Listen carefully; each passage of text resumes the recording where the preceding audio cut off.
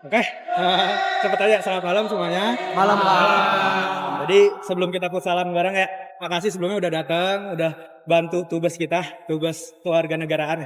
Jadi tema yang kita angkat itu sebenarnya tema kebebasan berpendapat, kepelatihan Era Sintayong dan Patrick Kluivert. Kalian pasti tahu dah. Tahu. Kan ini kan yang sering ribut sana sini kan. Betul.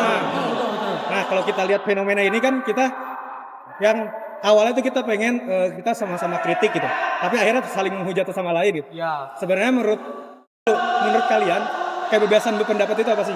Ada yang lain nanya? Kebebasan menurut saya. Ya.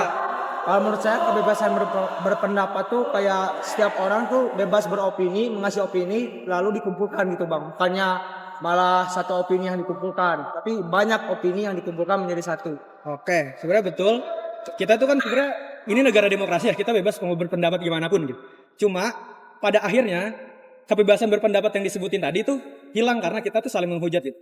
Jadi kita ada unsur sara, unsur rasis, mungkin banyak kan, dan lain sebagainya yang ada di kepelatihan ini. Sebenarnya kalau kita pengen bandingin kayak Sintayong lebih baik dari ini ya, itu nggak apa-apa. Kepelatihannya apa strateginya lebih baik. Cuma jangan ada yang menghujat kayak Patrick nih, nah akhirnya kayak gitu kan.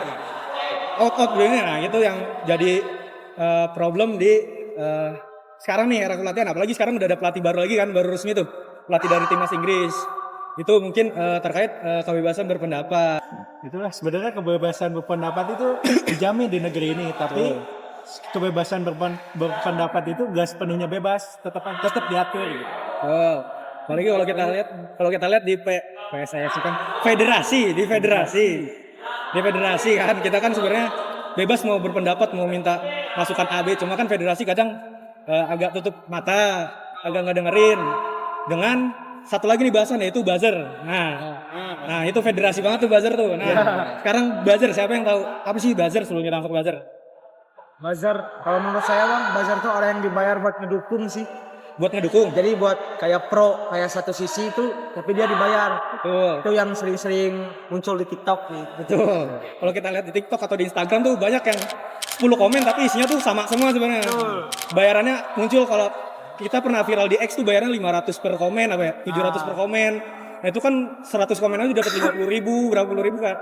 Nyari duit paling gampang lah buzzer tuh kan. Nah itu banyak disalahgunakan sama federasi. Kalau kita lihat ya, banyak yang federasi akhirnya gitulah ya.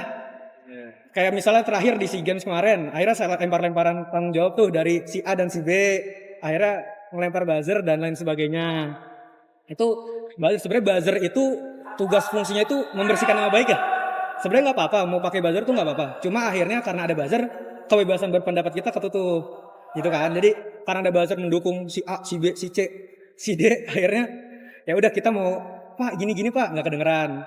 Mau ngomong langsung nggak bisa, akhirnya bentuknya apa? Ke kantor PSSI langsung gedor-gedor kan, ada tuh. Nah itu karena udah aspirasi itu nggak didengerin sama sekali. Nah itu sebenarnya sah-sah aja.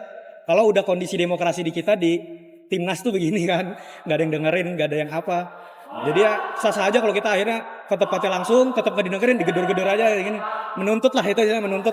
Jadi menurutku itu aman-aman aja kalau untuk dalam federasi ya, dalam demokrasi kita, negara demokrasi.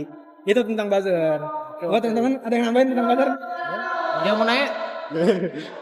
Ada yang mau nanya? Cukup paham sih tadi, makan jadi punya pandangan baru. Pandangan baru Sama dari abang tadi. Ada tambahannya, ada tambahan nggak? Udah itu aja kali ya? Itu yang paling pojok mas. Ayo ada tambahan mas. Udah kali ya? Udah aman, aman. Aman sih Bang. Terima kasih Bang, jadi punya pandangan baru juga dari kami juga. Ya, mantap. Cukup sekian ya teman-teman.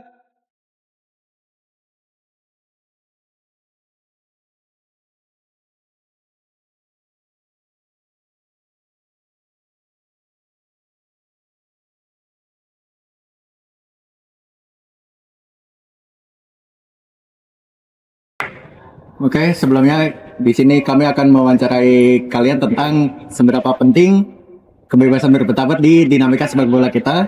Kemudian yang kedua, pertanyaannya apa dampak buzzer bagi sepak bola di tanah air kita? Mungkin dari Abang dulu. Perkenalkan, nama saya Yuda.